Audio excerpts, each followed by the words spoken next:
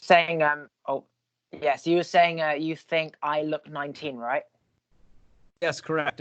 I'm not saying I think you look 19. I'm just saying because you asked how old do you think I am. When someone asks that question, it's usually because it's deceptive. Like because actually you're like actually this age It's because you very look older. true. Like That is so true. that's why instead of going higher where I really thought it might be, I went way lower and shot low. It's like I'm gonna Realistically, how go this old? way. Realistically, what do you reckon? Realistically, 27. I am 27. 27 on the nose. Kapow! Yeah, baby. I've been up since 1 a.m. my time, and I got to be honest with you, man. I haven't missed a step. I love it. I think it's funny. Can't I believe it. I just hit it on the nose. It's amazing. Like all the numbers you could have got, you got it. Like that's intuition right there. I've got this ability where I can sort of guess anyone's bra size or how old they are, not because of judging how they look, how big their bum is. If you tune into pure instinct, you often get it right all the time. Like, don't be like, they look 23. If 29 comes to your head, just say it. Often you're right if you just say it, what your gut says. Yeah. You know what is really weird is that you bring that up is the gut instinct always does feel like it's the right thing to do. I've had I don't know how many times I've had it where I second guess something and the right answer was the first thing, the instinct that you had was the right inclination. It was the Yeah. right answer. It was the right action to take. Always trust your gut because it's often it's the right thing anyway, because if you want the right thing before you think about what's the right thing, the universe will bring to you what is the right thing for you. So why would the universe be like, throw a few things to you and have you chop and change? It's a bit like, you're such a bastard, God. Why would you just give me three options? Like, can't you give me one? And then he's like, I did give one, but you chose to not trust it. So yeah, gut instinct's always right. It's only when you look back that you realize, fuck, I knew it was that. It's like, well, if you knew it was that, why did you go with the other option? So yeah, you only learn through looking back when you should have trusted your gut. And we don't second guess stuff like all the time. Like, gut is always right because gut is truth. Yeah. Although I mean at the same time I've had moments where I was like, oh, thank goodness that I took the step back and said, oh yeah, I need to do this. Like didn't act right away. I said, okay, hold on, let me think about this rather than just saying, oh, make an action, do something. Although who knows, maybe the act of saying let me take a break from this is that inclination that I'm talking about, that gut feeling, that gut sensation. But instead it's you saying, hold on, let me not act right away, because not acting is an action. Correct. Yeah, because if you went into something, then you'd realize looking back that it was a wrong thing. So waiting just a little bit for things to unfold can actually be the right thing, and actually you don't end up trusting your gut. So yeah, you're right. If your gut's influenced by thoughts or something else, then you could say it feels right, but then that's made up of the wrong thoughts. Whereas gut instinct, which is like I haven't had time to think about it, I'm going with feeling. And all you can really do is from experience know what is the right decision based on what felt good, like deciphering the feelings, like what does this feel good, is it me wanting it, trying to convince myself it feels good. End of the day, you don't really know unless you take action, and it's like as long as nothing bad happens, then you can say it was the right decision. But again, what is right, what is wrong? Yeah. Well, I mean, obviously, I think that's to a lot of people could be objective or what have you. I was just having a bunch of debate with some people on social media about some political things, but I kind of wanted to touch back into what we're talking about, this notion of learning and wiseness and following our gut, because I find it interesting. At a young age, I learned something very profound to me, and I don't know if it's actually a saying that someone else came up with, but I just kind of came up with it as I got older, was that a smart person learns from mistakes, but a wise person learns from others.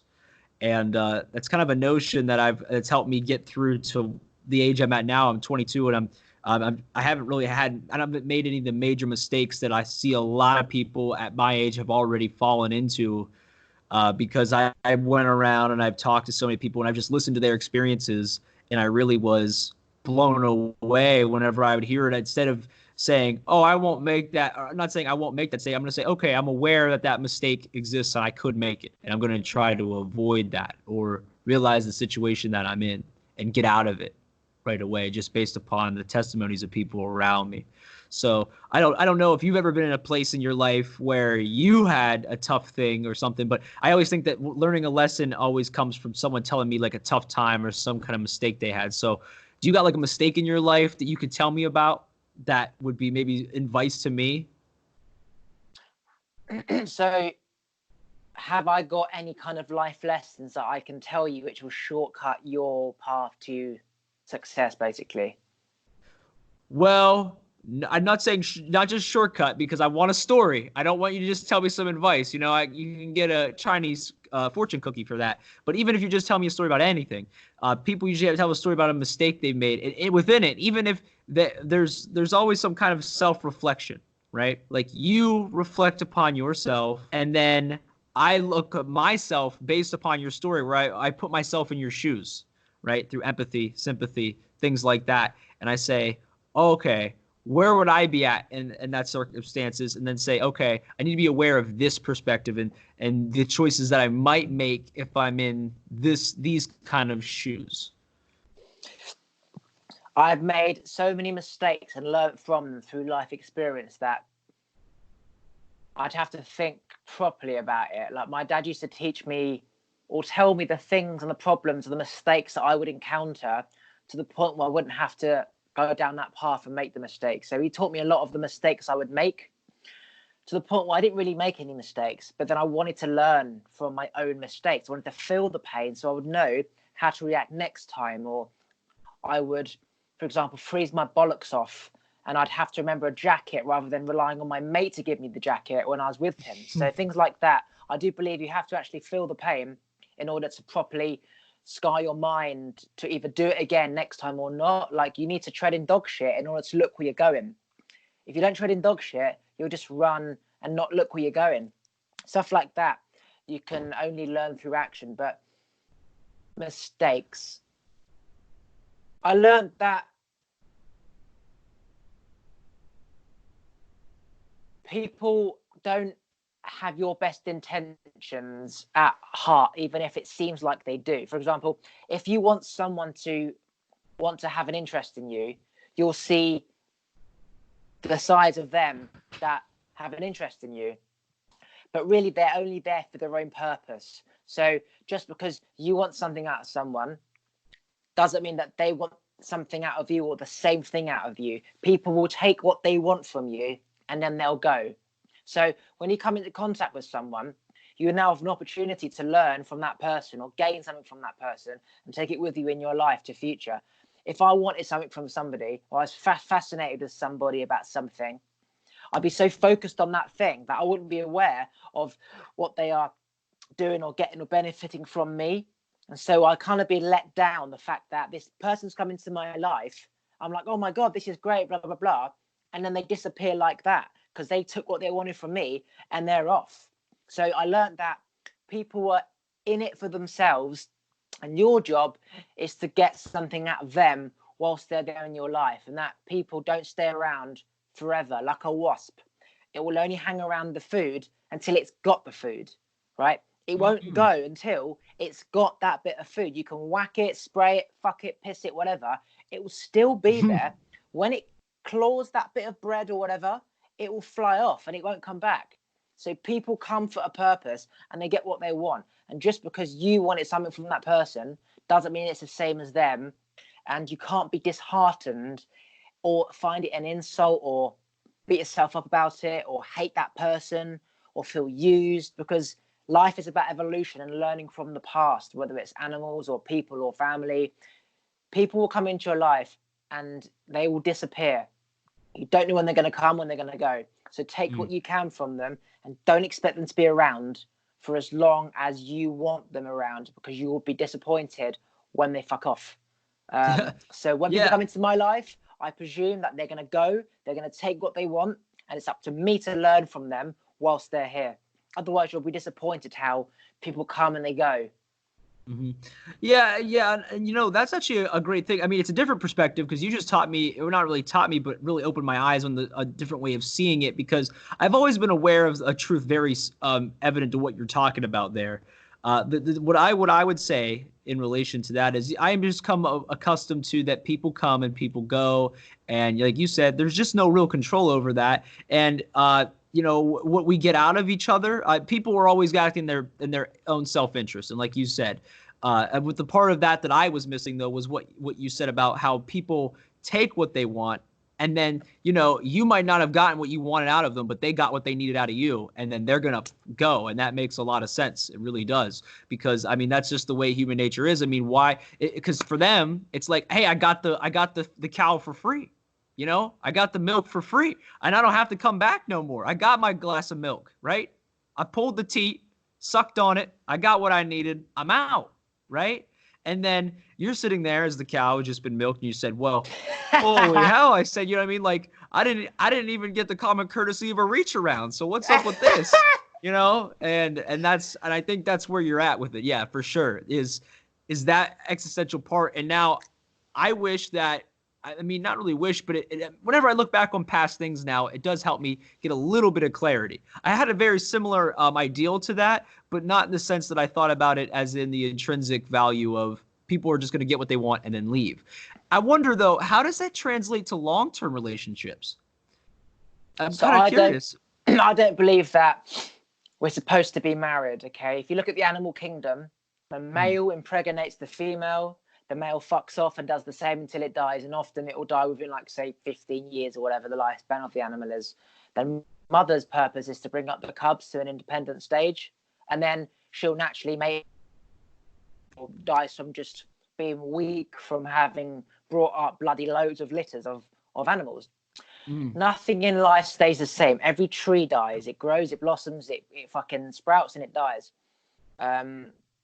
Energy, it comes together, it attracts, and then it repels. It takes what it needs, it balances itself up, and then it repels. When two humans come together, they either fall in love, they're dependent, they get what they want, their independence, and we're supposed to repel, but we're locked in by a wedding, or we depend on people so much that we're not taught how to be independent, that we forever depend on this relationship, financially, emotionally, sexually, whatever. So humans aren't supposed to be with each other forever. Hence why almost like 50% of marriages end up divorced, or the only reason why they stay together is because they're scared to divorce for obviously many reasons, religious reasons. It's just easier to stay.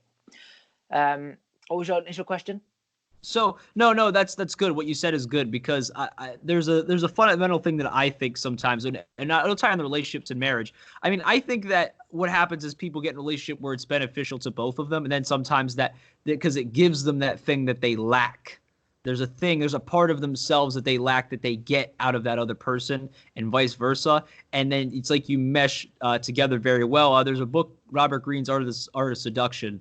I've read, and it's a great book that kind of pieces that together. It's a little weird in its wording, very I don't know how to say it, but very like almost predatory in its how it talks, but it really does make sense about a lot of the things in that book, where it says that the combination of people coming together, what makes relationships that really last and stick together is because the people have fundamental lacks, and they have to make up for what it is, the thing that they lack or they yearn for most in their life.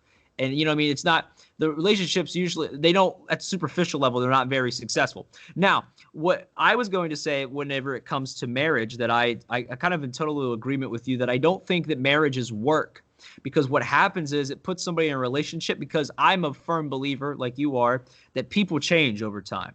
No matter what happens, people change. Like, yeah, this is always funny to me. It's like, I forget what the paradox is called. I think it's called something like the Trojan horse paradox or something, but that I can look at a picture of myself when I was 6 years old, and I'll say that's me.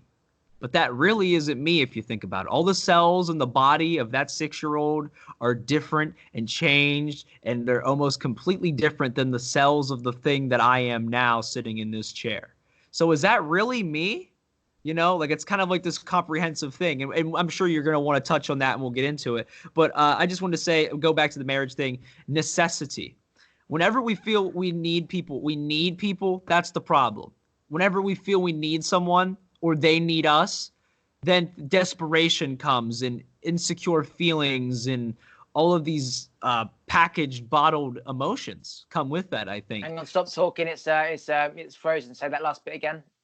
Oh, sorry. What I was saying is necessity, right? So marriage, I think the reason why marriage fails and a lot of relationships fail is because we say we need somebody. Whenever necessity comes into play, we become dependent on something. Insecurity comes in, and all these behaviors that are irrational because we do whatever we can to keep that person. But whenever it's out of desire, whenever it's out of want, there's this thing like, oh man, we really want that person to be our own lives. But part of being someone who really wants and desires something is also accepting the truth that maybe that thing isn't for me, or it could go and I might not be able to get it. Oh well, that's how I used to be with like games and things as a kid or something. Oh, I wish I could get that thing, and then you get it, and then once you have it, you're like, okay, and it's cool. And then once you've played the game and you've done all this stuff, you say, okay, I still love that game. Maybe I'll come back to that game someday. I like that game, but I don't need it anymore. I got, like you said, I got what I needed out of it. So that's all. I was just saying that I agree with some of the things you're talking about. Yeah, so that game will sit in your garage. You think you'll play it again, but you won't, because there'll be fucking millions of other games in the future. And then you'll have a garage full of games, and then when you're 40 years old, you'd have to fucking auction them off or charity for them for £1, and you spent £40 on that damn game. So I've learned I don't particularly keep things. I like the thought of having to use them again. And yes, 10% of the stuff I'm using now, I might use again. I'd rather just go and buy it. And yeah, I might spend another £100, but how is my life without all this clutter and bullshit of holding on to every damn thing in case I use it again, versus the pain of having to spend another £100, potentially never, or like say 3 years down the line. So when I use something, I've learned through experience that I never use it again, because I had a purpose then. And as I evolve, my purposes and choices change, which means I'm not going to probably need it again. And if I need it, I'll just go and buy it. But if you have the attitude your whole life of, I might need this again, you'll collect and save every damn thing. And you just will be overloaded by bollocks and materialistic shit. And then it will like affect your life in a negative way, where you just, everywhere you look, you're bombarded of the old you, and you can't grow as a person, because you look back at the Xbox game, you remember you at school. If you didn't like yourself at school, you're not going to like yourself now. It's all like reflections of feelings of who you used to be. And as you said, that was you, meaning that physical person is still you to touch, but your cells are different, your mindset's different, your view of life is different. It's not you. So yeah, me is like, physically that is you on the outside, but internally no, and mentally no. So yeah, we only come together because we have a need for that person at that time in the relationship, for example. Nothing stays the same. So really, it's a choice. You can choose to be with someone, have lots of relationships, or maybe you both understand that we're going to get bored of each other, and we can either work to keep the high every day on a high, so we don't end up splitting up and having to find someone else, or we can just accept the fact that this will last for as long as it lasts. We'll find someone else. Marriage keeps you locked, but nature and energy says we need to be free. And when we want something like food or water or to mate, we need to be able to go and get that.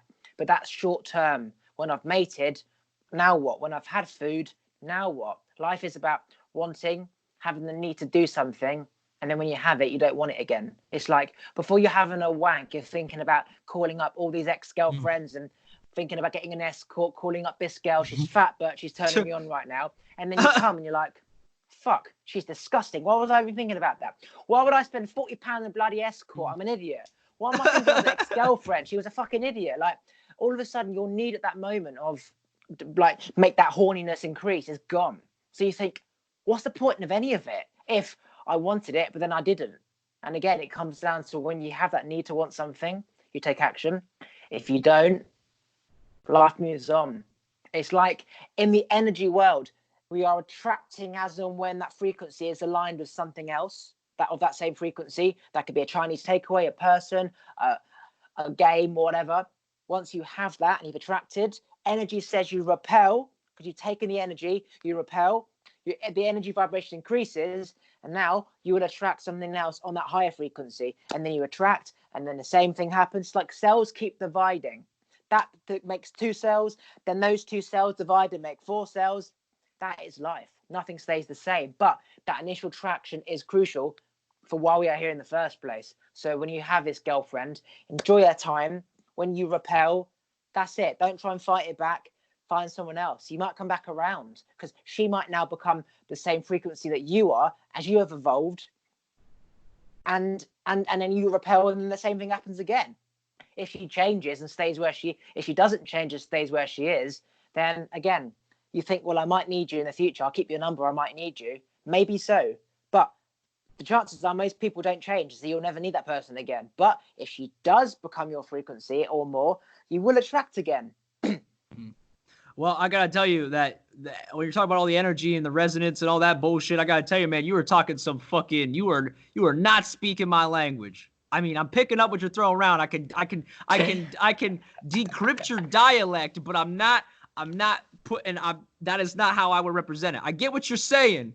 It's like when you're talking to someone who's speaking in Spanish and like you're getting what the hand emotions, like you're getting what they're saying. Like, okay, yeah, you need Puerto ir al baño, por favor. You need to use the bathroom. Like, I get you. Yeah. But I'm like, that's not in the language in which I speak. But I'm picking up what you're throwing out about energy and how people reciprocate it and like you said, like how the world naturally around us acts is, like I said, it's just we get things, we desire things, we want them, and they repel. But now this actually brings up a question, though, because I was just thinking about this, right, based on what you said. So we get things, right? And then I think there's a lot of people who have these very short-sighted desires. Does that make any sense?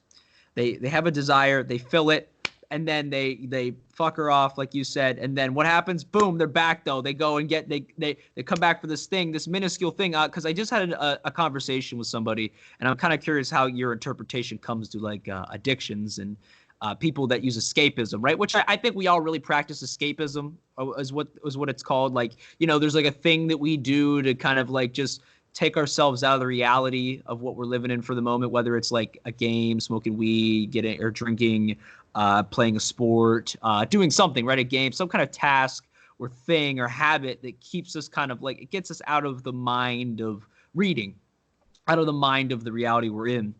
And, I had this post that talked about marijuana and weed. And I said, and I don't really have anything against it, but I'm saying, after you smoke like 3 or 4 blunts a day or something like that, and, you're just, but then you tell people that you're doing it just to, get high. I think at some point you have to really look at it yourself and say, no, I'm really trying to escape the reality that I'm in. I'm trying to alter my mind state so I can be somewhere or not think this certain way that I think or do something to that effect. And a lot of times I had people that were arguing on that same post that I had made on Facebook saying, no, that can't be it, right? That there's just, you don't understand what it's like to have these things in depression and everything else. And I agree with people that say, oh, I'm using this to get over my depression. I get it. I do. But at some point, I think you have to acknowledge that and that you're using it as a way to escape and not a way to heal. Their problems are still there when the high comes down, right? The desire to smoke weed, like you say, like there's this desire that we have. That's what life is. We want to feel these wants. Whenever that's all you want, even when you don't want it and then you do it anyway out of habit, how do you heal? Because again, the reality, you're not treating the symptoms.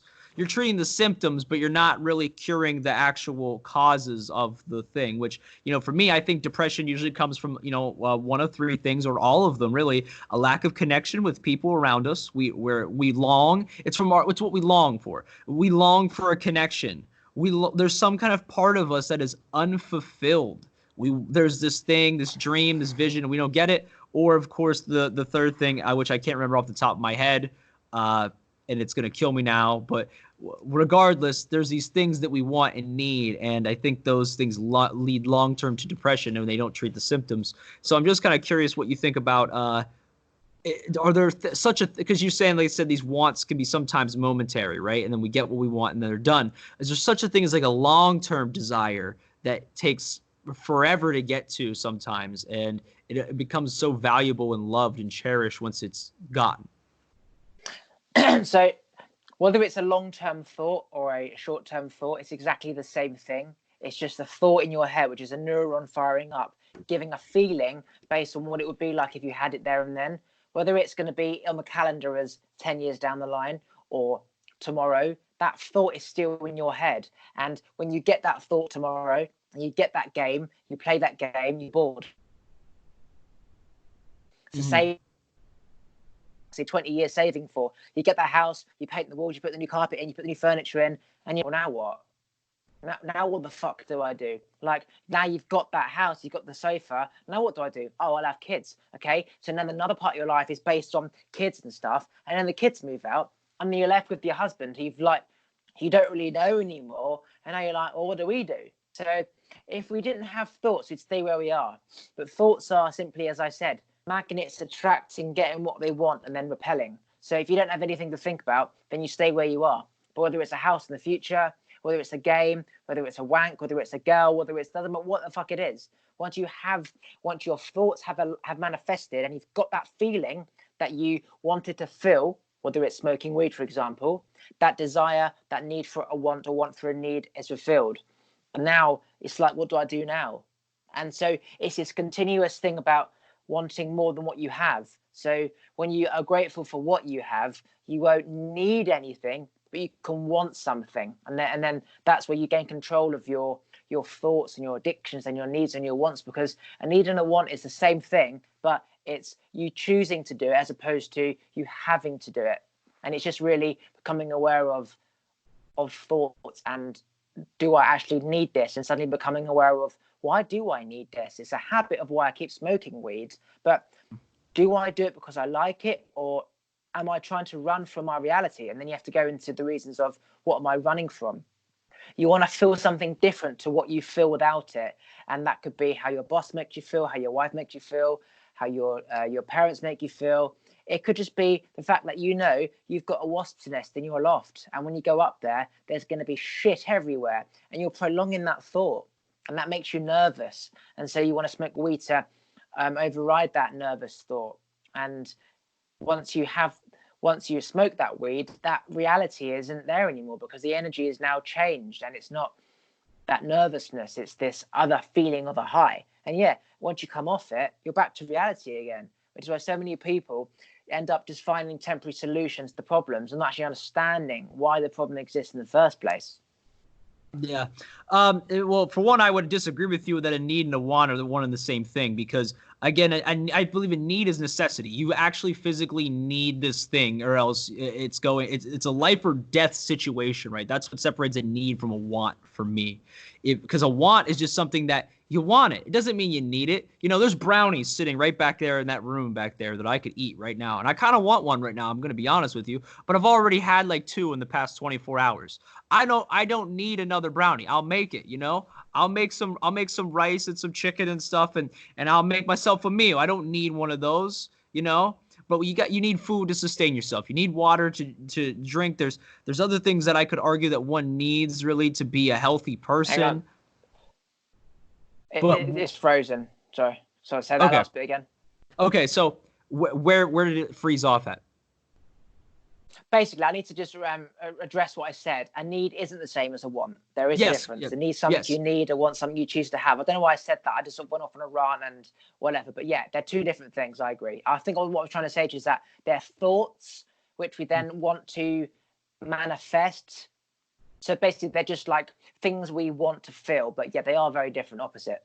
Yes, right. But yeah, you're right that they are both a thought. Right, but the difference would just be that what is the differentiation between a want and a need? And I think that's what it is, because I can desire to want something, like I can want that brownie out there, but I know I don't need that brownie that's out there to survive, to live, or if you're somebody who believes maybe in an afterlife or something, maybe you don't even need that. I mean, there's people like Sikhs. They're a religion that believes, they want to survive off very little as possible, because they don't want to harm the earth, and everything around them is a living thing. The cells, the pathogens, the germs, the bacteria, the bugs, the grass, everything, which is kind of crazy to me. Like, just thinking about it, it's like, holy heck, imagine just, but I mean, that would be kind of a crazy thing too. Like, you're on such a level of like consciousness with like everything around you. Not that you're conscious of all the things around you, but you just take into consideration like that there could be all these organisms and things around you that you have an effect on just by moving and touching shit. I think that's interesting, because me, I move around, I scratch my balls, I do what I got to do, And, I don't even think twice about all that stuff.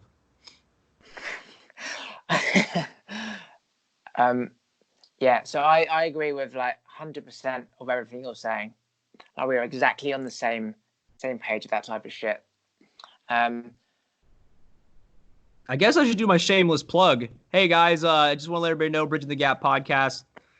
I'm Devin, special guest. This is the shirt. I got to put it up a little bit. Yep, there it is. You can check out our podcast on Facebook. Well, actually, it's not a podcast. It's more of a show, really. We're more visual. But we have conversation about social, political, economical issues. We're always down for the conversation. And that's why I'm here today with my guy, Oliver. So talk to me about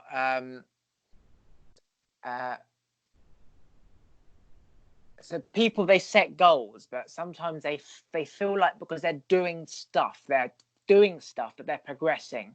But when you actually go to where were you before you started to do all this, have you actually progressed? Like, it's better to take one step in the right direction than 50 steps in the wrong direction, even though you're moving towards something. It's like you're just going around the block when actually what you wanted to go was here. So do you think that it's better to do literally nothing for 4 weeks and do one thing which has progressed in the right direction, as opposed to spending 4 weeks driving places, doing places, calling people, doing this, doing that? But really, you've not gone anywhere in terms of where you're trying to go. Okay, so this is actually a great question. I love this question. So I would agree with the latter. It's better to go around the block. It's better to go, because for one, what even is the right direction? Because I could tell you a story about my life where, when I got out of high school, I went into college, and you know what I was going to be? I'm going to take a guess what I was going to be when I was going to go to college. I don't know, basketball player. A basketball player. Okay. Yeah. Well, I actually wanted to play basketball, so you are partially correct. But the big thing for me was I was going to be a landscape contract and designer, because I was like, well, I need to pick a job that's practical and it's going to make money. And I would, if I could be outside, and I liked nature, and I was like, so I'll go and be a landscape contract designer. So I had a couple of classes that semester. I had a game theory class, I had an acting class, I had a writing class, and I went into my writing class, and I'll tell you the story about that. And also I sucked at math. I was horrible at math, and we're not even going to bring that up. That's it. I was bad at math. I failed math always in college. But anyway, I had a writing teacher. I wrote a story, and the funny thing was, when I wrote that story, before the week of, we get all these reviews and people review your story, and Professor Java Wesley was there, and she was rating our story. So it came the week for them to review my book. So they read it out loud, and then they talked about it. And in the classroom, it was incredible. Java Wesley, there she was, critiquing my story as the teacher, right? But all of the students defended my story. Like, I didn't have to say anything, right? Because usually you, the person, the author, you just sit there. But they read the short story, and all the students, because this was up until this point, there were no students that defended somebody else's story to the teacher and said, no, this story is actually a great story, and I'll tell you why. And after class, it was like 2 weeks later, she got back to me and said, Devin, I did want to let you know your story was great and everything. I just didn't see it because, I couldn't relate, because the story you were writing about was for an audience that, I've been out of touch of, because she was from Africa, and, she had been with the same guy for years and years and years, her husband. Right. So that was an experience that she had never really honestly been a part of, which, mine was about like an ex, people that used to love each other very much getting back together. That was the short story I wrote. I had the other teacher was an acting teacher, and I went into the acting class, and she said to me, she's like, oh my God, you're great at acting. I had this one bit that I did where, like, I actually put together this act and really sold it, and people were like, yeah, that was great. She says, what's your major? And I told her landscape contract design. And you know what she did? She laughed at me. And said, you're going to be a landscaper? Or is your screen frozen? Can you hear me? Yeah, but your face is frozen. Carry on, say the last 5 seconds of it. Okay, but anyway, all I said was that she laughed at me. She laughed at me in my face, and she said, you're gonna be a landscaper, like, you know what I mean? Like, you have potential doing this. So eventually, I left college, And then I didn't know what the hell I was going to do. So I started working in a movie theater. I lived with my mom, yada, yada, yada. And then where was I at then at that point? I was like, I want to play football. I want to play football. So I found a semi-professional football team, and I started playing for them. And then I met this guy named Coach, who's now the co-host of my show, Bridging the Gap. He's a 40-something-year-old black guy, and he's arguably probably one of my best friends.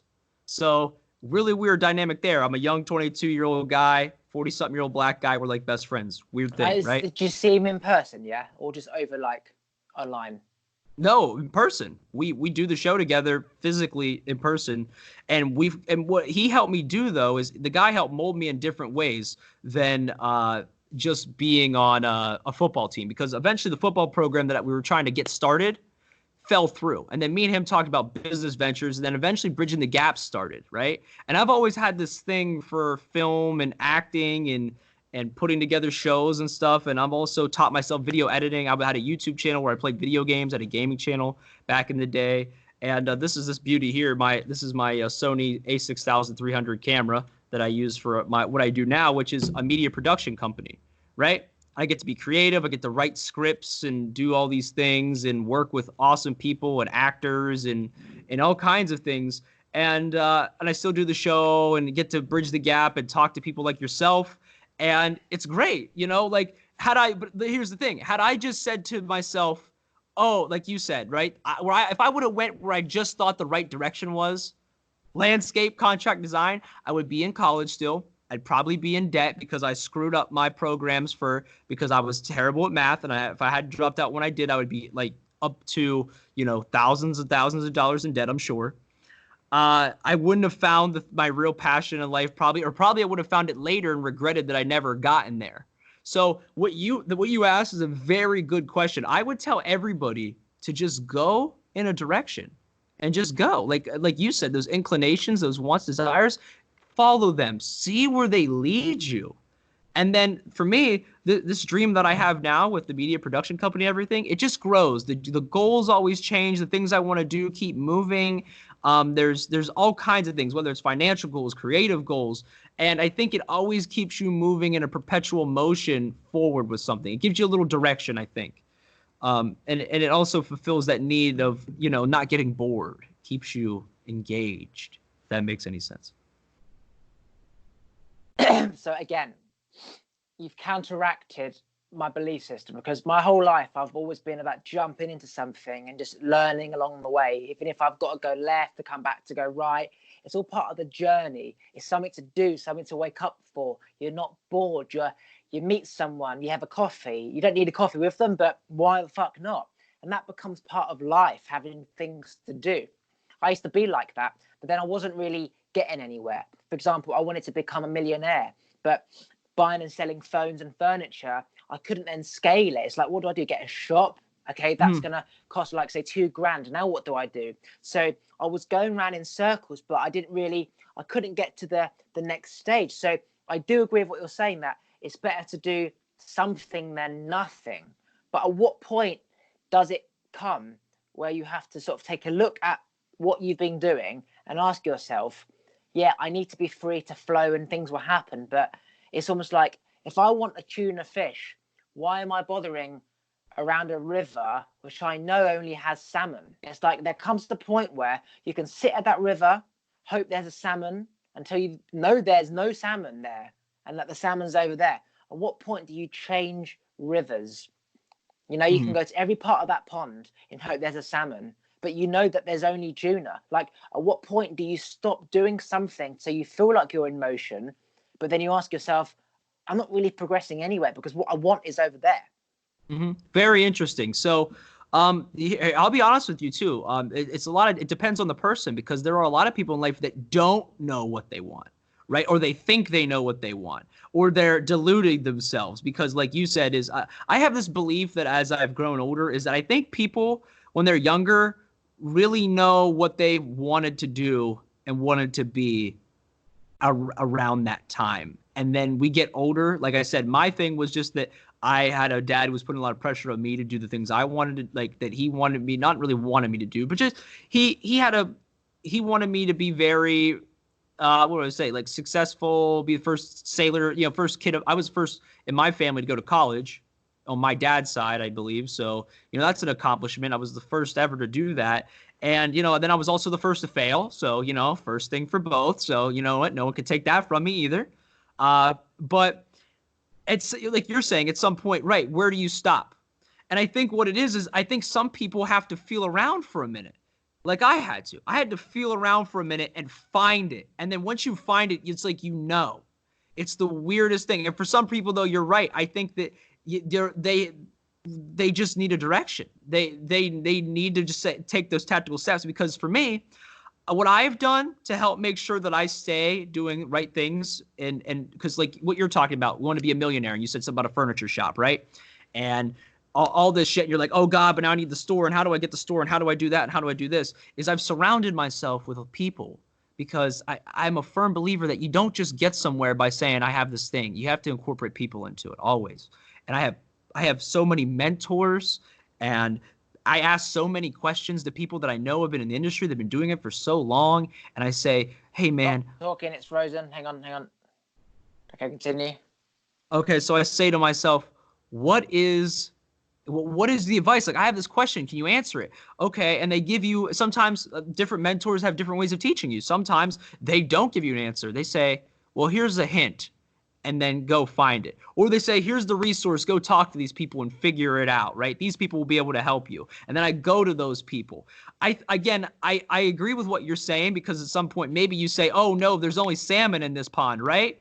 But I think the process is saying, well, you know what?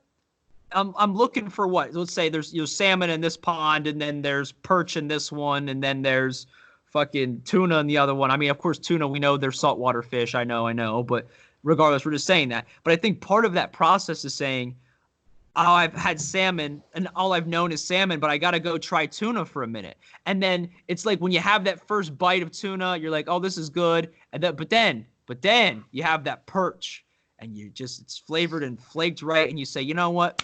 This is that fish, man. This is what I want to eat. How do I season this up? How do I make this my life? How do I work with this area? This is where I want to be at, right? But how do I keep it interesting? How do I keep moving forward and create goals and things how do I get a different aspect out of this all the time? And I think that's really where it's at. I think that some people also get different levels of enjoyment and complexity. It doesn't have to be as complex for them to have a life. Like, there are some people that are okay with the simple life of just having a family and settling down. It's different for everybody. Okay, so what I'm understanding is that when I was younger, I used to just jump around and hope that it will end up getting me to where I want to be. Didn't know how, didn't know when, just keep moving. But then I became aware that I can't get to where I need to be through this path, so I need to change paths. But even though I may know that I may have to go to another river for the salmon, because there's no salmon in this river full of tuna, I have to keep in motion in order to go through that mindset of, I don't want salmon anymore. And then I have to find tuna. So it's like, I became aware that my path is going to be like, for example, I want to be a talk show host. I want to have my own talk show, right? James Corden, Jimmy Fallon, whatever. Mm. Even though I know that that's the goal. And for example, being a landscape gardener isn't going to get me there. I can even sort of lay it in my bed. Like, there's no point doing landscaping today because I want to be a talk show host. So it's best to do nothing and wait for some opportunity in that industry, as opposed to keep digging holes, lifting up plants, and then evolving. Fuck. I'm sorry, but fuck that. Fuck that on its head. You know what? I don't believe in waiting for opportunities. I don't know if that's what you're saying, but I believe in making opportunities. I believe that if there's something, like if I can do something, if there's someone I got to talk to, who's the owner of this building? I need to know about this guy. Let me befriend this guy. Let me talk to this guy, because I've learned something. This is something that Coach, my co-host, has taught me, is that you talk to people, you get what you need to do. If there's something in your way, you have to figure out how to overcome it. Like we're talking about the pond scenario, because once you find the perch pond, right, and that's what you want to eat, maybe there's going to be days where like you cast out your rod and you just ain't catching shit. You got to change bait. You got to figure out how you're going to get them fish every day. I mean, not being rude to you, your beliefs or anything, but I'm just saying, fuck that. I'm not going to just wait for the opportunity to mosey on by and then, oh, now I'll jump on it. Now's the perfect time to jump, because you'll be waiting for something that might never come. So, okay, so that's what I'm saying.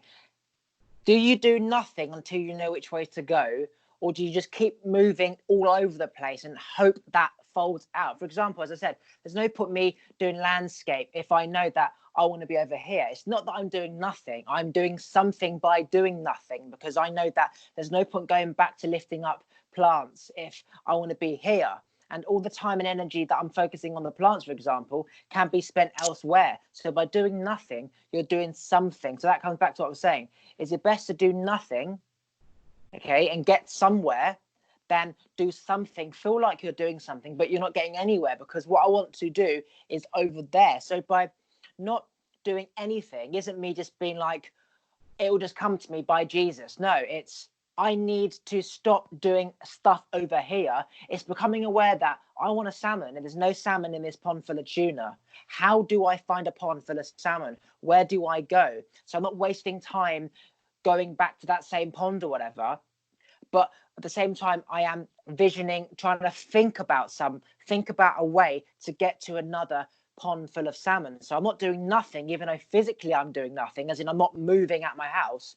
Mentally, I'm trying to find the best way to get to that salmon pond. And then when I have that way, I take action. So by doing nothing, you're doing something. So it's better to go in the right direction and do one thing than go in the wrong direction and do lots of things. So that's what my initial question was. And you think that it's best to just continuously be doing something so you are in flow, as opposed to taking time to kind of plan where you're going. So right. Well, don't get this twisted, right? Because what I was referring to is that when you're on the look for your path, it's good to stay in motion. It's good to try things, your interests, see where they lead you, right? But when you find it, because I can't honestly, I'm just talking from my personal experience. All I know is when you find it, you know. It's like a feeling. It's an inclination, right? And I'll be honest with you, maybe I think that what you're saying is almost like a false dichotomy, like that there's only this or there's this. But truthfully, I think that there's ground where it's not that. It's like you're staying in a motion, but you just see everything as an opportunity for perch, right? Maybe you've been wandering around and you say, that. And then you're wandering around and you're like, oh, you're looking for the perch pond, whatever. Like for me, that's my example, right? The perch pond. And then you say the perch aren't biting. So you kind of walk away from the pond for a second. You're thinking, And as you're walking around, you see some sticks and maybe even see some bugs. And you're like, maybe I could try these as bait and maybe they'll bite on this because, you just happen to come along that because you were going by there. Or who knows, maybe you come across the salmon pond and then you say, you know what? I bet you the salmon eggs, maybe they'd eat the salmon eggs or maybe chunks of salmon. If I caught some salmon, went and got there, brought it over, and I get the perch. I think what we're really looking at here is just the how we really view opportunity, because I think that's the fundamental difference when I look at it like that. Because from your perspective, I think what you're saying is I plan for an opportunity and then I seize it, right? I'm going here and I think of this opportunity, the one opportunity that I make, and I plan for it and I capitalize on it. Me, I'm kind of like throwing different rods everywhere. Like right now, I'm working on building I'm working with some people to develop a youth development program for entrepreneurs, young entrepreneurs. So like people my age, anywhere from 15 to 25. I have my own media production company that I'm starting, which does video editing, podcast production, all kinds of different things, right? And media consulting. On top of that, I also do the Bridging the Gap. Oh, sorry. You can continue now, froze. Okay. The Bridging the Gap podcast show that we do, there's going to be a way to monetize that where I get to talk with awesome people and it gets me that another avenue for me to get what I want. Stop, frozen. Hang on. Okay, continue. Another avenue for me to get what I want to say out, maybe if Skype will let me. So, all I'm saying is that, and through doing all those things, like doing all these different things, right? Because I've done a bunch of shit that didn't work out, that I met things, but there was lessons learned and tools gained and relationships formed that I could use in the things that I move forward with now, that it makes the expedition of what I'm trying to do now much quicker. the expedition of what I'm trying to do expedited because it's much faster. It's more nuanced. There's more there. You can see things you hadn't seen, and there's connections there that'll help you get to where you need to get to faster. That's just how I see it. I think that's the fundamental difference between what I think you and I are seeing. But I mean, I hear like you said, I think all roads lead to somewhere, right? You got to start somewhere. And maybe you're right. Maybe that your perspective works for you. But for me, my personal perspective, that's what's worked for me. So what you're saying is that it's best to keep in motion in the wrong direction with the intent that you'll find that perch at some point. So rather than sort of doing nothing and then only when you know there's a pond full of perch do you take action. You're saying keep moving, be around the tuna pond, even though it's not what you want, but with the intention that you're going to get to the perch. So move in the wrong direction as long as you are kind of progressing to the right direction, as opposed to just moving in the wrong direction. No. Because maybe this is another thing too. What is there even a wrong direction?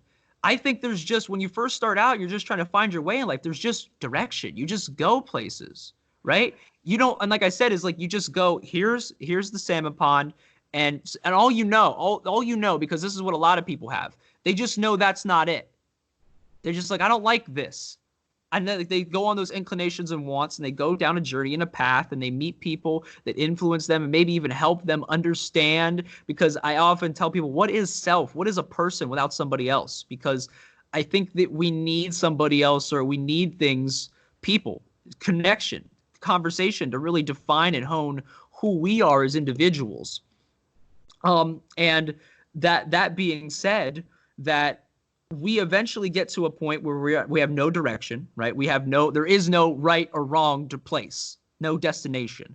There's just destination. And then where you get to that point where you say, oh, this is where I want to go, you see it. It's just like I said, like I told you, I don't know what it is. For everybody it's different, but you just know when you're there, you're like, this is what I want to do.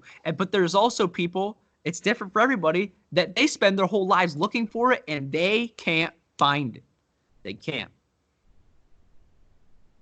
I think that's the difference anyway. Like I'm trying because because you're saying what you're saying, which is not wrong, right? Because it's what you like. That's your belief system with it, like how you think that gets you going the right way in life. Me personally, I don't know. It doesn't work for me, because what will happen from my perspective is if I sit around and wait. I mean, maybe I'm just an anxious person. I don't know, but I feel like I'm wasting time because opportunities go by all the time for something to happen. And if you just like wait for this opportunity and you're like, oh, I'm going to plan for that opportunity. What happens when it fails? Because that happens all the time. You'll say, oh, this is where I want to jump to. This has happened to me all the time. There's a place I want to jump to. I go to jump to it.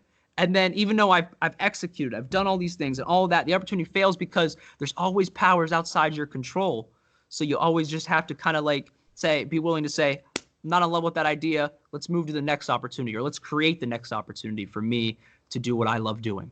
So if that's the case then, and that nothing stays the same forever, and there's always another opportunity, and sometimes it doesn't work out, sometimes it does, you can go down the wrong path and you get to the right path, or go down the wrong path and never find the right path.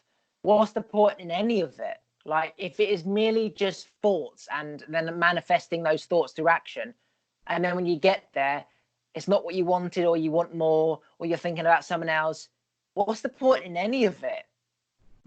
That's a great question. So, if you want it and you get it, and you don't want it, and then if you don't take action, you want it. But what's the fucking point in any of it? Right. So for me, I don't know. The beauty I find in life is that there is no, like I said, for me, there is no right thing. Because I think some of those beautiful things that have happened in my life were just because of the discovery of it. Because there's ideal that we have, right? That we want things to turn out a certain way, but they don't turn out quite that way. But that's what almost makes life beautiful, in the sense that there's this thing you say, oh, this is what I want. And then whenever you have this thing that you never even thought of, you never even dreamed of, and then you're in that moment and you have this thing, you're like, wow, like this is really cool. This is unique. And and it surprises you. It's like the universe surprises you with the thing that you thought you wanted, but it's not. I mean, for me, because I'm an atheist, right? I don't believe there's a God. I don't believe there's a deity. I don't believe there's shit. After you die, it's over, right?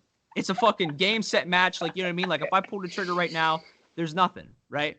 There's nothing after this. So, I mean, really, if you're asking me, like, because life means something different to every fucking buddy. Because for some people, it's like a devotion to God. Some people, it's, you know, their kids. It's this, it's that. For me, you know, like, it's just doing trying to do what I like doing that makes me happy and that I love. And like you said, yeah, it changes, but that's fine. You just put yourself in a position in life where you say, okay, I'm willing to accept that change, rather than saying, oh, I'm going to fight this or whatever. I'm just going to create opportunities to do what I love. And that's how I try to live my life. Yeah, so I believe that once you're dead, that is it. All you have is awareness of how you feel right now, and the kind of nervousness if you don't do it versus satisfaction if you do. That is it. Just a feeling of this feels right or wrong. Do it or don't do it. And then when you die, that is it.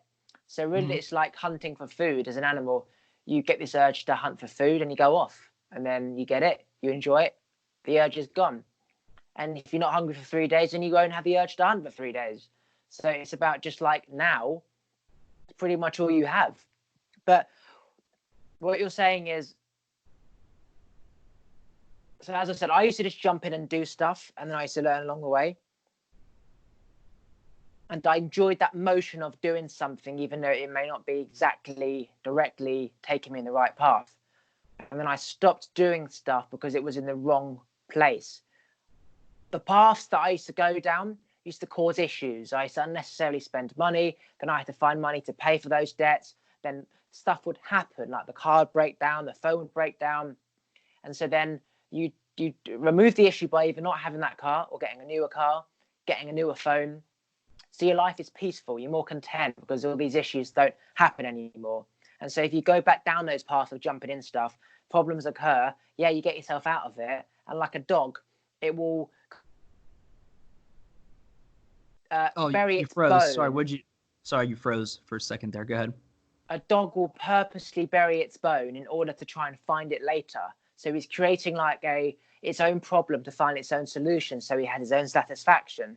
So it's like, do I purposely get an old car to enjoy the car and the freedom that it gives me, knowing that there's going to be a problem at any time, knowing that I'm going to have to find money to pay for the problem, which simply didn't have to happen, but it gives you something to do.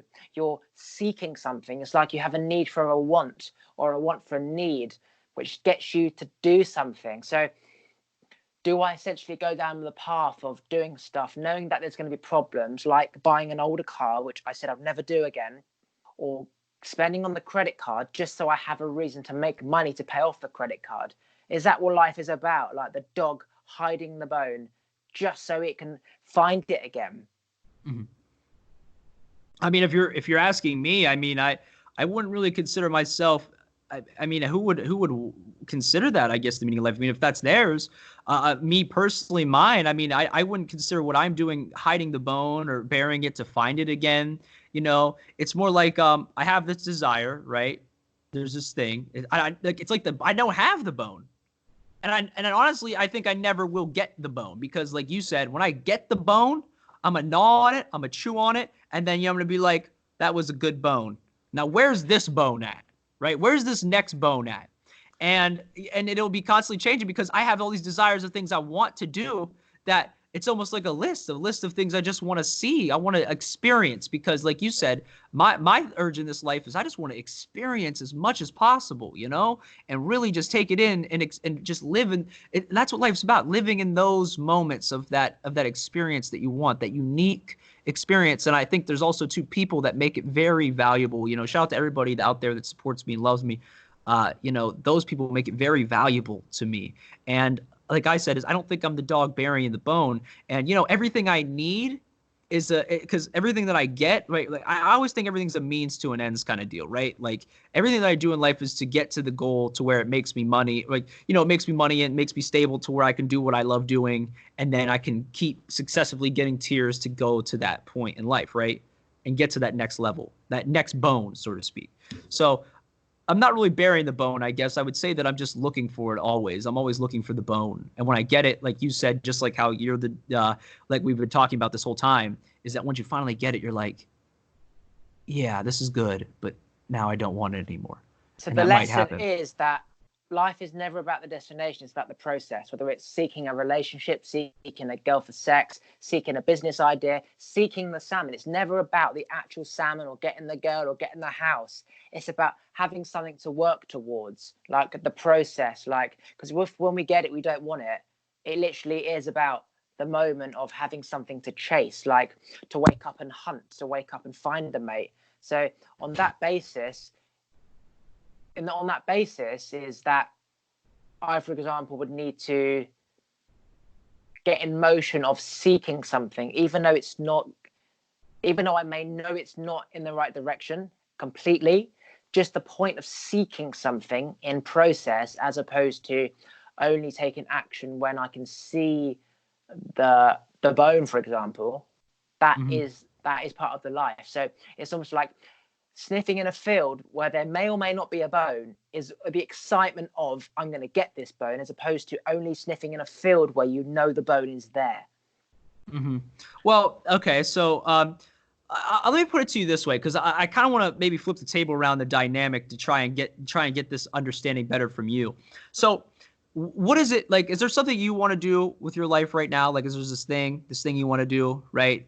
So I want to have my own talk show in America in 3 years' time. Why 3 years? Because that's the time where I think Jimmy and James Corden, Jimmy Fallon will step down. It's about that time period where they've had it for a certain amount of years that they just will give it up. So I need to make a name in this year 1, in order and then in year 2, I start doing stuff with my name on bigger TV platforms, doing what I'm doing, speaking, interviewing, podcasting, whatever. Okay. So then on the 3rd year, people know who I am, they know what I want, and then it's easier just to get that show. And so I don't want to be doing something in the wrong direction, because I've done all that. And I do know that even though it feels good getting up to do something and saving up money to pay for the car that broke down, which didn't have to have broken down because you didn't have to get it. I believe that if you want salmon, and you know there's no salmon in that pond full of tuna, there's no point going to the tuna pond. Whereas if you don't know where the salmon pond is, you have nothing to lose but to sniff around. So what you're saying, I get. But no, but I mean, because I think we're talking about the flip side of we're not talking about the flip side of the coin. I think we're talking about the same head of the coin, but just in a little different context. Because what you're saying to me, I have no contest with what you're saying. What you're saying is basically kind of what I do, right? And maybe it's just the way that I describe it, because I have this thing, right? You want to be a show host, right? You go in that direction, right? But there's all these things that help you get there, right? That's what I'm saying. Like these things that are off the beaten path a little bit, that help you form relationships, that actually give you skills that you didn't even know that you needed for the thing you're trying to do. So like I said, I have no contest with anything that you're saying on that note, right? I get what you're saying. You're coming to that. There's a path, right? That there's this thing that you have your direct line, and it's better to do nothing, and then or then go forward with your, like you said, you have a 3-year plan, right? Something like that. Yeah. Right. And you don't think that some point maybe like there'd be a thing where like you have to get there's this opportunity to go to this place, which means now I need to be able to afford this thing. Right. So I need to find a way to monetize this, which means I need to learn a little bit about this kind of entrepreneurial type deal. Right. This business idea or plan or something. Right. If that's the case, how do I run myself as a business, or how do I maneuver my way into this tier and et cetera? Because those are all things that you would have. I mean, I'm assuming from your pathway, it being like saying a talk show host, right? Which, I have no doubt that anybody could make it there. I have no doubt in you. But I'm saying like you're going to make it as a talk show host, right? If you're on that path and you're going that way, there are things like that you'd have to learn. Not just because you have to think about life from your perspective. You have to think about it also from the other people that are going to, like you said at the beginning of the show, which is this is why it's kind of cool, it all ties in, is that they have something they want from you, and vice versa. And you have to kind of know maybe a little bit about what they do or what it is. But I just know that I dabble in this world, and I've had to learn a couple of different things as I've moved forward. I've had to do things like get a job doing something that had nothing to do with what I was trying to do. But I always use it as an opportunity to learn some other skill or harness, practice some other skill that I know that I would need. Like just as the example, I used to work at Lowe's. and I was an appliance installer. I would install washers, dryers, and I would go into people's homes. So what I used it as practices was talking to strangers. Hi, how's it going? And getting them to warm up and feel better whenever I'd go in their house and say, yeah, no problem. I'd joke around. We would talk as I'm carrying their 400-pound refrigerator up a flight of steps with me and some other guy, some old guy named Jim or whoever, right? And we would do that, you know? And that was a skill that I learned that helped me make it easier when I did like the show, like Bridging the Gap. And when I go into the business room and I would talk to executives and so on and so forth, right? Because again, I think this is where it is this, I have this very opportunistic mindset where no matter what action it is I'm doing, I'm learning something. I'm practicing something, no matter how minuscule I think it is, right? To better myself, to put myself in a better place for success. And that's where I see it. It's better to be in motion going somewhere that you know is in the wrong direction than be stationary and waiting for the right path to unfold so you can get what you want in the easiest, simplest, shortest amount of time. Right. Again, this is my issue with your phrasing of it. I'm not talking about I don't think that there really can be a wrong direction unless you personally feel it's wrong, right? Because the way you're talking about right and wrong makes it feel like there's a predestined area, right, that you're trying to end up, right? Because right now, the direction, the place, you know, what I'm doing is I'm building a media company, but there's also this opportunity that I'm building for a nonprofit that I'm doing for entrepreneurial development, right, where I'm helping teach kids these different things. These are things I enjoy doing. And really, it's just putting my thing out there and saying, hey, where are these going to take me? Where are these opportunities going to take me? And I just want to see where they go, you know, and they're in the same realm, but they're also not. And I'm learning a lot of stuff, right? And I've often heard the phrasing master of none, and maybe you don't want to end up that way. And to be honest with you, I plan on mastering my craft in media production and doing all of that. But at the end of the day, what happens, you know, what happens. And, you know, I'm not this person who's going to be opposed to that time where I say like, oh, no, this feels like the right direction. Like we talked about that gut instinct. I'm not going to say, no, because this is the right direction, because I was in that boat. I said this is a long time ago when I was in college. Like I said earlier, I wanted to be a landscape contractor. And I said, oh, this is it. And I was doing all the stuff to get there, going to college and doing all this stuff. But then when I got there was no fun in it. There was no success in it. It was work. It was horrible. But you know what? This whole journey, at least the journey is fun. Yeah, I do. Absolutely. So go ahead, if you want to reiterate or try and get to a track of it. But that's pretty much all I have for that, really. That's like my last piece I'll say on that whole thing. So yeah, it's circumstantial based on the person's circumstances. And it's not just like one rule or the other. It's both rules at different times of one's life for different people. Like, the chasing, going nowhere rule could be better for you at a certain time because you need a drive to get out of bed, versus you know you've got loads of money, you're successful, and you want to focus on like creating a media company. So you know going into window fitting isn't going to be any benefit to you. So through knowledge you can learn. It's circumstantial. It depends on where you are in your life. Right. If you are lost, if you need guidance, if you kind of know where you're going versus if you don't. So it's circumstantial is what we can agree on, right? Mm-hmm. Yeah, I would say for the most part, it rises to the circumstances where you're at in your life. Yeah, it's definitely, they give me something to think about. Yeah, like I said, I sort of feel like it's what you're saying. Well, I'm getting the feeling that it's best to be in motion and to go in the wrong direction than to just do nothing and hope the correct path unfolds, because when you're in motion other things happen, and then it may take a while to get there, but you're still in motion to there. Whereas if you're not going anywhere, then even though it may be just there and you've got to go there, that's still like closer than just here. It's almost like there's a brick wall here, so you have to go around it, and you're sort of like hoping that brick wall just suddenly there's a gap in the wall or something. No, I mean, I think you can really, a brick wall is a construct that, like anything, it depends on how you handle it. Because I've talked about this many times. People say the only way to go around a brick wall, it's very short-term thinking, I think, is you see a brick wall, right? There's tons of ways to get through a brick wall. You can bust through a brick wall. You can climb over a brick wall. You can go around a brick wall, you know, and hoping for that opening, right? there's all these different ways, and I think maybe that's where it is. And again, like I said, like the wrong direction. Maybe I want to word it like this for you: a general direction. There's a direction that you're headed, and like I said, there's these things that are in that vicinity, right? Like my entrepreneur. So I want to start a media company, right? Entrepreneurial development program with the youth.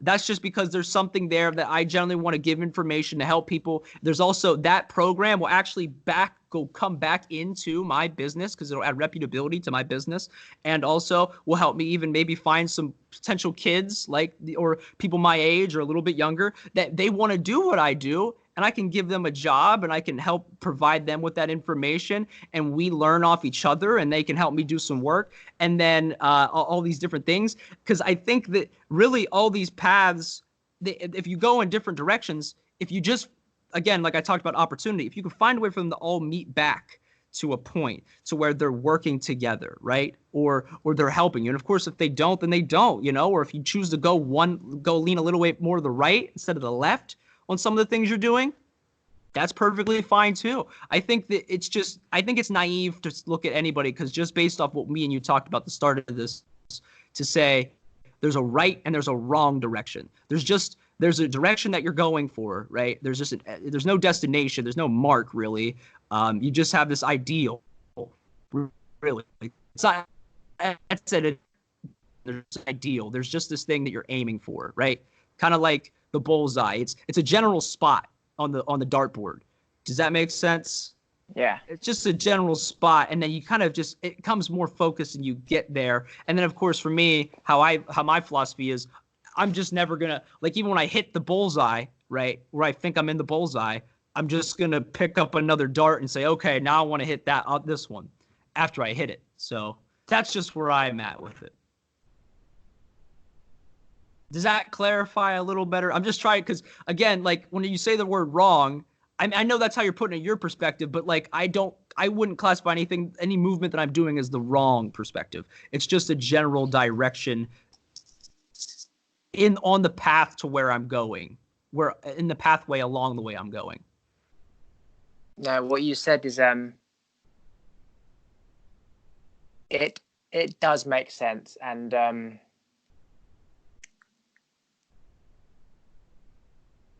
it does. Mm-hmm. To the point where I need to reassess my path right now. Only slightly. Like, it's like you said, you want to be in media. There's no point you going into window fitting. But if, for example, helping a writer in film work is the nearest step to, for example, your media company, it's not exactly what it is, but it's connected somehow. And then, because you're halfway there, it will happen easier or naturally. Yeah. So the point I'm in is just like black and white.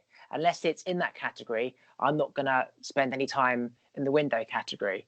But for me, it's like, unless it's actually like a direct hit of the bullseye, I'm not going to bother trying to get kind of around it. Mm-hmm. So I think. But any dart on the board is still on the board. But any dart on the board is closer to the bullseye than, not. Maybe that's what I need to say to you. Like I said, that general vicinity, the general that is the dartboard.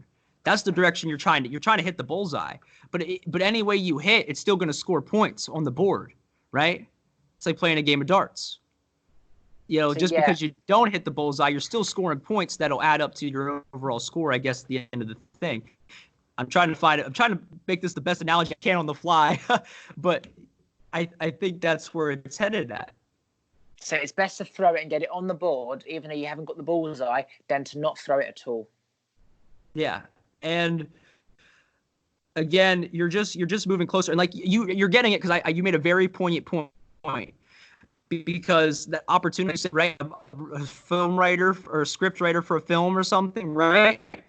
It's not generally what I'm going to be doing. Maybe I don't want to do the writing part of it. Maybe that's part of that learning experience. Like hanging out with that guy, I might learn, oh my God, I don't want to do the writing. So I need to find a person that I want them to be my writer for some of my things, or I'm going to find writers or find the system so I can do that, so I can do more of the stuff I want to do, because there's people that love. I think that's something that I've found too, is if you put people in a position to win, right, or be do what they love doing, and you can help each other, like that symbiotic relationship, it's powerful, man. There's nothing that can beat that. Nothing.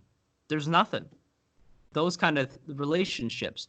And again, like I said, even if you have those meetings with the camera guy and you're learning things, and it's not it's not like specifically maybe what you're trying to do, but you're learning something that does lead in that category that's knowledge that you kind of want to know or need to know. And then that person might know somebody that can get you an opportunity somewhere else, because I'm a firm believer in networking too. So. Lastly, because I'm tired, I want to go. But lastly, at what point do you stop learning because you're not taking action? At what point do you suddenly stop going to the TV writing stuff? Yeah, you're learning. There's always something to learn. But again, you want the talk show, and the talk show's over there. So at what point do you stop taking the learning as an excuse for, I'm not there right now, but I'm going there? Like, at what point do you stop learning and sit on your ass and think, how the fuck can I get to that salmon pond, and not take any action until you have a direct path, because you've been bloody walking around the tuna pond and then mixing with other tuna fish, saying there's a salmon over there? At what point do you stop and do nothing, where it's better to do nothing than to do something in the wrong direction? Mm-hmm. Or again, is it circumstantial depending on how old you are, how much more you need to learn? So Oliver, you are right. We are at a stipend because I was talking to a wall for the past 30 minutes. So listen, that for me, there is no wrong direction you're going, right? And I don't think that we are. Oh my goodness. Okay, so we're saying what we're going in the wrong direction. At what point are we going to take action? The learning process is the action. You are learning through your actions by doing things. And at the same time, you are learning through your opportunities. You are finding every action that I am doing, I am learning things. Whether I fail, whether I succeed, I am learning things, right? Because like when you sit around and you start, this is honest to God truth. I mean, yeah, when you sit and you learn stuff and you plan and everything, that happens. I do that very often. But then you're following that with consistent action, because you just make a plan and you say, okay, I'm going to execute this. But the thing that I've learned is that nothing ever goes to plan. But the beauty is whenever the plan derails, right? Because there's, like I said, there's that bullseye. You're just trying to hit the board, right? And your technique might be off, and maybe your throws are just a little off the left, off to the right, but you're making adjustments because you're going to hone in and get the bullseye. And it's all through the motion, the repetition, the going through the consistency of action and saying, oh, well, this doesn't work, and this does. And you just keep getting closer and closer and closer to your target. And at least then, like I said, at least you're throwing onto the dartboard. And again, that's it. That is all else I'm going to say on this topic, because again, I think me and you are at a fundamental disagreement, which is fine, that I don't think that there is a wrong direction. People go into this area and they keep moving. That energy keeps moving, and you learn as you go. There's no point where you have to stop. I mean, you can stop, yes, and take a break and take a breather and smell the roses. I do that, right? But at some point, you have to keep moving forward, and you have to keep learning on the fly, and be open to opportunities, because they're always there and always being created, and you always have to make them. And that's the honest to God truth to me, anyway. Like I said, so that's it. That's all I got on it. That's all I'm going to say anymore, because like I said, I think I've been having I've been repeating the same thing for 30 minutes now, and we're just not getting anywhere with it. So you haven't been speaking to a wall. What I do is I try and justify why I am right and I don't need to take action. So by keep kind of rewording my own belief in a different way, I hope to get a different answer to justify why it's okay to, for example, not take action. So it's not that you've been speaking to a wall. It's about me trying to find like a justification why I am okay to basically sit around and wait for that path to unfold, which seems like you are talking to a wall. But it comes to the point where I can't find any justification, and there is no wiggle room, which means that you are right and I have to take action. There is no wiggle room. Does that make sense? Interesting. Yeah, that's actually a very interesting perspective, because usually me, I'm just because I see what you do, which is interesting because me, I don't challenge well, you seem to challenge your own thoughts. Correct. I always challenge my beliefs, and by listening and then trying to find flaws in what you're saying confirms that I'm right and you're wrong. But if I can't find a flaw in what you're saying, I will take what you are saying as gospel and take action, because I haven't found a way to justify why it's okay to wait for this salmon pond to arrive and that I should just be fucking mingling. Yeah, that's good though. I know, like I'm going to give you some props because that's actually a very genuine way of trying to figure things out that I usually don't. Usually it's that you're listening to the perspective and you don't ask the same question. You just ask a different question, but you're asking the same question, rewording it, trying to say, well, maybe this will get me a different answer that I might be able to use. Right. Because the way you're asking the questions, right, which is good. The way you're asking the question is you're saying to me, hey, I want to know, I am trying to keep my belief system. I'm trying. And but I need this answer from you. I want to see what this answer is. Where's the flaw in your perspective by questioning it several times over? So that's neat. I can respect that style of interviewship, basically. That's unique, I think, to you. So essentially, you have been talking to a wall. You have been you have been someone who's been hammering at this tree, and everywhere you hammer it, it gets weaker and weaker and weaker. I'm that tree. You are the guy with the axe. Every time you say that to me and I try and push back, you hammer me more, to the point where, as I said, it's not that I've not been listening. I have. So me repeating the same thing as if I haven't been listening, it's me trying to find another way of explaining or trying to justify to myself why you are wrong and I'm actually right. And the minute I can't do that is the minute the tree falls, because you have essentially, you've taken down all the weak spots of me. I haven't got an answer. I can't justify why I did something, which means I have to presume that it's the gospel truth. It's my way of trying to improve myself, trying to always challenge my beliefs, because my belief is never the same. It's not right. Most people, you hear stuff, it's never right. It's right for them, it's right for that moment, but nothing is ever really the same. Like Einstein's theory of relativity or whatever, it was right for him, but I believe if you challenge anything enough, you'll always find flaws. And I don't want to be wrong if I can be right. And I also know that just because I'm right now or think I'm right doesn't mean I am. So putting myself out there to be like challenged is how I constantly improve myself, knowing that I'm not right. The only thing I know is that I don't know. Yeah, that's great. One thing though, because now that you said that, if there's one thing that I can maybe give you, if you're taking any advice or the things that I'm saying, as something that you can make a change in your life is, and you said about circumstantial, I think the circumstances is you have to know a direction in which you're trying to go, right? And if you know what you're like, you want to be a talk show host, you want to do that, you're doing it right now, right? You're learning, you're doing it, you're good at it, you're good at making a conversation and keeping it moving and asking questions and making somebody talk, right? Then I would say to you is that, you're in that direction. The circumstance, you've hit it. Now it's for you to just, what kind of like how I said is like move forward and just look for opportunities in everywhere and everything you see, even if it's not directly associated with where you're trying to go. Even if you just know, oh, that's something that people do in my industry, or this is something that people do here. And you'll be surprised the networking opportunities and the areas for finance. There's all kinds of different ways to make money doing what you love and all of that. And that's where I've found I guess the success in it. So, that's just something I thought maybe if anything, take away from that is that if we're talking about it being circumstantial, you're in those circumstances. You're ready to go. So that's it. That's all I had for that. I can absolutely. I see what you're saying and I agree. And it has changed a mindset. I can't say it's going to change massively. I don't know when it's going to change, but it has like aligned my compass of belief in a different way. Like I'm trying to find ways of making money whilst doing my passion. And whilst money may come through podcasting and monetization, it's like I can either have no money or I could do something in the field which gets a little bit of money, which is better than nothing. So you've tweaked my compass, which is good because I like to be wrong. I like to be wrong, because it's amazing when you convinced that something is real or that it exists, and then you're proved wrong and you realize, wow, I was utterly convinced that was right. And then it makes you question everything else that you know, because if you were so convinced that was right and you realize you're wrong, it's like, fuck, what else have I been wrong at? Wrong about, yeah. And then you realize that everything in life never stays the same. It's circumstantial on that moment.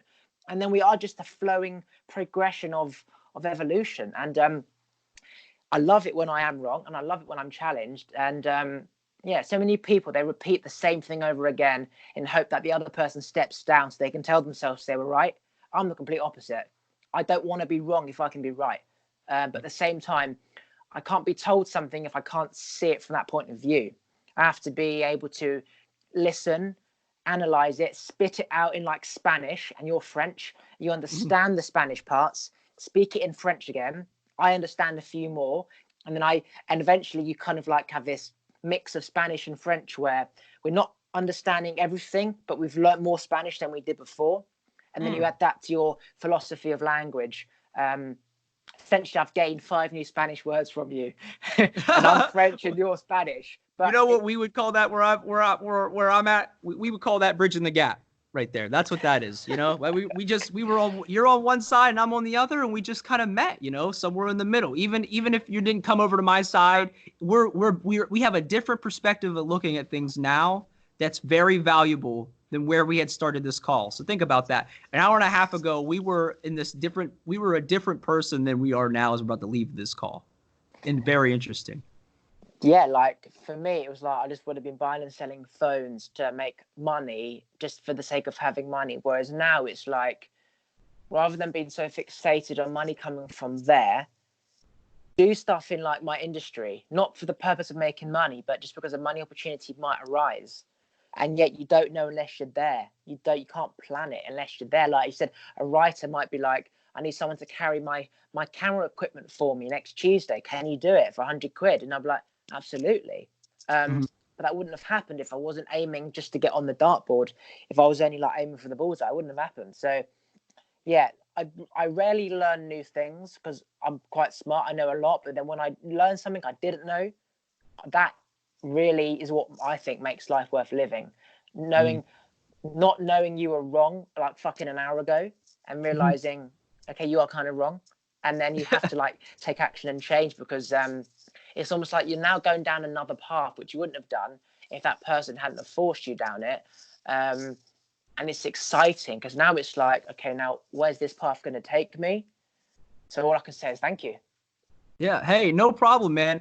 And this has been fantastic, Oliver. Thanks for having me on your show and everything. This is great, and I'm glad we had this conversation because, like, I'll admit to you, like, there are things that you have said to me today that make me go, that's a different way of looking at it. You know, that's a different way of seeing this, and maybe even I will incorporate that into my thought processes. So, like I said, again, it's like we bridge the gap, man. We're like 2 different people after this call.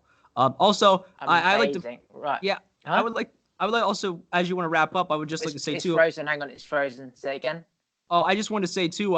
I'd like to formally invite you if you'd like to, because I work with a bunch of people and stuff, and you want to come to America. If you want to start fostering one of those relationships, you know, I can help you out and do some consulting stuff for like how we can help you get to some money and get you successful with what you want to do. So if that's something interests you, you know, just keep in contact with me and we could talk.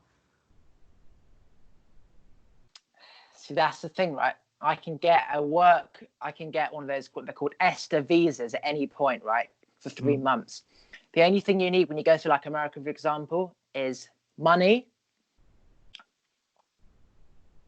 Oh, no, I mean, you don't have to come here. I'm saying like I would just talk to you like over there. Let's see. I can help you do some research. We can help you find some opportunities. Like I can help you do that kind of stuff, right? Like I said, that's just what I do because the world's global. You know what I'm saying? So if you can find a way for me to make money online, right, I will be open for almost anything. Like obviously the aim is to get monetization through podcasts and shit. But until then, I'm open to any ways where I can make money online. For example, 1-to-1 mentorship or whatever, you know, I'm open to how I can make money online through a similar field like now. So I don't have to buy and sell phones or go and carry the cameraman's equipment, you know. So I'm open to anything. Like, yeah. My gut's also doing the same thing. I think that's the proverbial burp of let's wrap up the show. Yeah. All right, I'm gonna press stop and we'll continue just